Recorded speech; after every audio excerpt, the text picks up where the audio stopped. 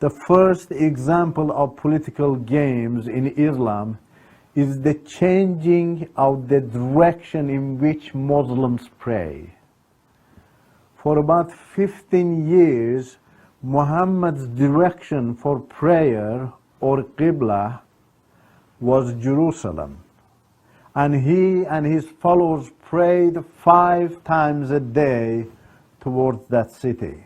This was a time when he was still hoping to draw Jews to his Islam and accept him as their prophet. But they rejected him, since prophets had to come from the line of Isaac. Because of this, Muhammad disliked the Jews and did not want to pray toward the Jewish city of Jerusalem. He changed his prayer direction, therefore, from the one God sanctuary in Jerusalem to the Kaaba, where hundreds of idols were still being worshipped by pagans.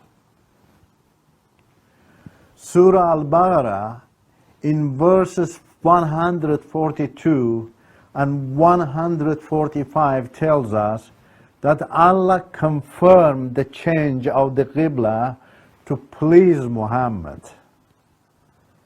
As a result, a significant belief of Islam was sacrificed to political game.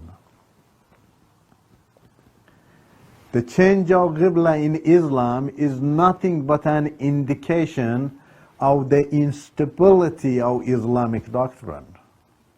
The true God would not ask his prophet to turn his face from the one God sanctuary to a temple of idols.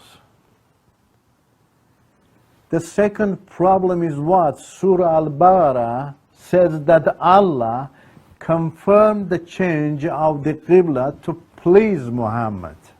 Whereas in a true belief, it is the prophet and the people that should please the sinless God, not God to please the motives of a sinful man. This saying in the Quran is not logical. What Muhammad did was a political game. Since he had lost his hope about Jews becoming Muslims, he decided to invest in pagans and draw their attention to Islam. For this reason, he gave up Jerusalem and chose Kaaba as the Qibla for himself and all Muslims. The fifth example of Islamic political game is that the land of Israel belongs to Palestinians, not the Jews.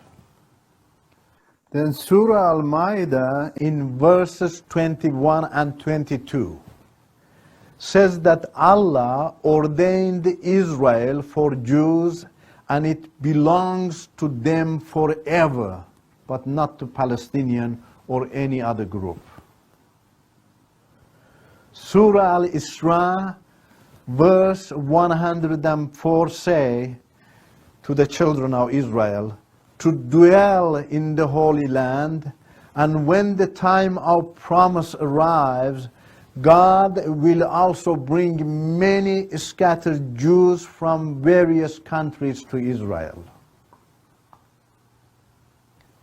Against the teaching of the Quran, you were taught that Jews have occupied Israel. Some Islamic governments and leaders have been sending millions of dollars every year to Palestinians, Hezbollah and other groups to drive Jews out of Israel, the land which the Quran says God has given to the Jews forever. Isn't it heartbreaking that so much money is wasted on a lie when it could be used for millions of needy people in Islamic countries? Isn't it heartbreaking that many young people are stirred to get involved in terrorism against Jews just because of lies and political games? Muslim leaders have been keeping Muslims in the dark with their lies and political games. This has cost Muslim nations a great deal. You can only overcome these deceptions, lies, and political games by being awakened. Only through Jesus Christ can we overcome these political games.